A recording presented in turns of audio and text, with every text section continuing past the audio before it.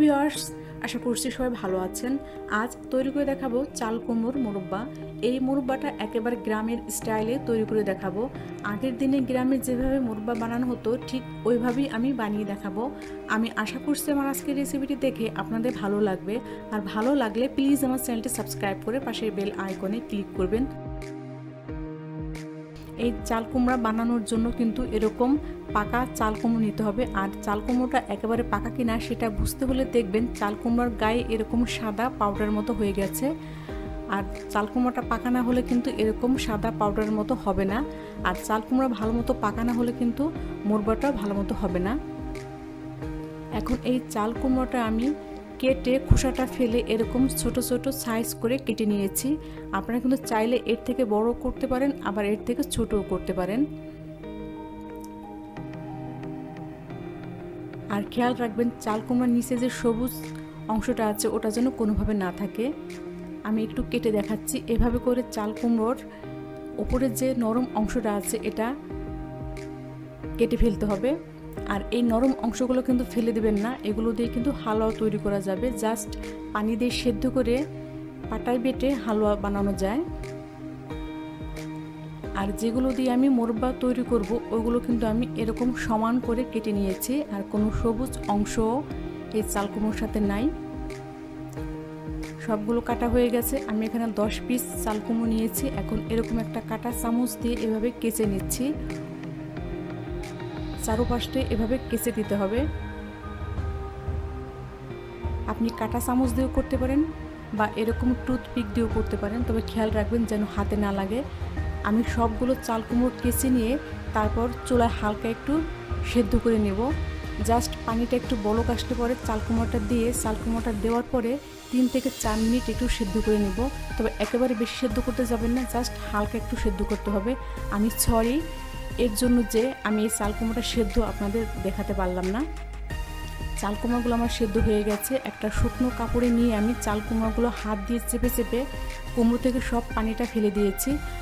তবে খেয়াল রাখবেন কুমড়োর ভিতরে যেন কোনোভাবে কোনো পানি না থাকে। হাত দিয়ে চেপে চেপে ভালোমতো পানি ফেলে দিতে হবে। সবগুলো চাল কুমড়ো থেকে পানি ফেলা হয়ে গেছে। এখন একটা কড়াইতে আমি 1 চা চামচ পরিমাণে তেল দিয়ে দিয়েছি। এখন তেলটা গরম হয়ে যাওয়ার পরে এই কুমড়োগুলো দিয়ে আমি হালকা একটু ভেজে নেব। একেবারে কিন্তু বেশি ভাজার দরকার নেই, জাস্ট হালকা একটু ভেজে নিলে হবে। এতে করে চাল কুমড়োটা খেতে অনেক স্বাদ হবে। আমি এখানে 10 পিস চাল কুমড়ো নিয়েছি, তাই 1 চা চামচ পরিমাণে তেল দিয়েছি।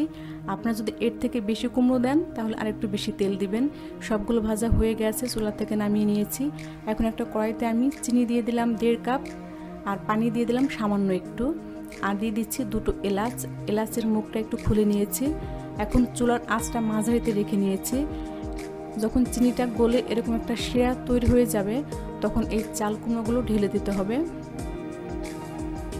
এখন চুলার আঁচটা মাঝারিতে রেখে একটু পর পর নেড়ে নেড়ে এই মোরব্বাটা বানাতে হবে। এটা হতে কিন্তু বেশি সময় লাগে না, 15 থেকে 20 মিনিটের মতো লাগতে পারে।